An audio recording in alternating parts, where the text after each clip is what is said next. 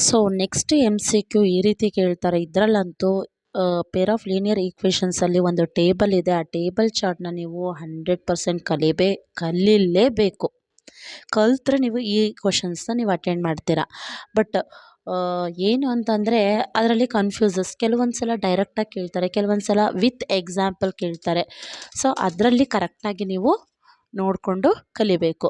So ಇಲ್ಲಿ first the number of solution does the pair of linear equations ಅಂತ ಅಂದ್ಬಿಟ್ಟು ಎರಡು ನಿಮಗೆ ಎಕ್ಸಾಂಪಲ್ ಕೊಟ್ಟಿದ್ದಾರೆ. ಇದು ಓನ್ಲಿ ಒನ್ ಸೊಲ್ಯೂಷನ್ನ, ಟೂ ಸೊಲ್ಯೂಷನ್ನ, ನೋ ಸೊಲ್ಯೂಷನ್ನ, ಇನ್ಫೈನೈಟ್ ಸೊಲ್ಯೂಷನ್ನ ಅಂತ ಅಂದ್ಬಿಟ್ಟು ಕೇಳಿದ್ದಾರೆ. ಸೊ ಅದನ್ನು ನಾವೇನು A1/A2 B1/B2 C1/C2 ಈಕ್ವಲ್ ಆಗಿದೆಯಾ ನಾಟ್ ಈಕ್ವಲ್ ಆಗಿದೆಯಾ ಅನ್ನೋದನ್ನು ನಾವು ಇಲ್ಲಿ ನೋಡ್ಕೋಬೇಕು. ನೋಡ್ಕೊಂಡಾದ್ಮೇಲೆ ಎಲ್ಲ ಈಕ್ವಲ್ ಆಗಿದೆ.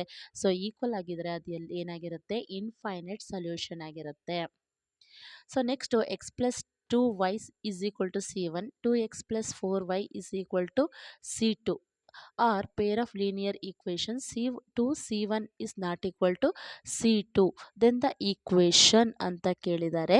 ಸೊ ಇಲ್ಲಿ ಎಲ್ಲ ಈಕ್ವಲ್ ಆಗಿರೋದ್ರಿಂದ ಇಲ್ಲೂ ಕೂಡ ಇಲ್ಲಿ 2 1s are 2, 2 2s are 4, 1/2 1/2, so 1/2. So ಅದರಿಂದ ಇಲ್ಲಿ ಇನ್ಫೈನೈಟ್ ಸೊಲ್ಯೂಷನ್ ಕೂಡ ಇದಕ್ಕೆ ಆನ್ಸರ್ ಆಗಿರುತ್ತೆ.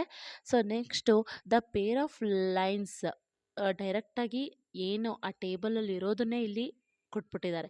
A1x plus B1y plus C1 is equal to 0 and A2x plus B2y plus C2 is equal to 0 are intersecting line, then the ratio of their coefficient ಅಂತ ಹೇಳಿದ್ದಾರೆ. So intersecting lines ಅನ್ನೋದು ಯಾವುದು ratio ಬರುತ್ತೆ ಅನ್ನೋದನ್ನು ನಾವು ಇಲ್ಲಿ find out ಮಾಡಬೇಕು. So answer A1/A2 is not equal to B1/B2 ಆಗಿರುತ್ತೆ.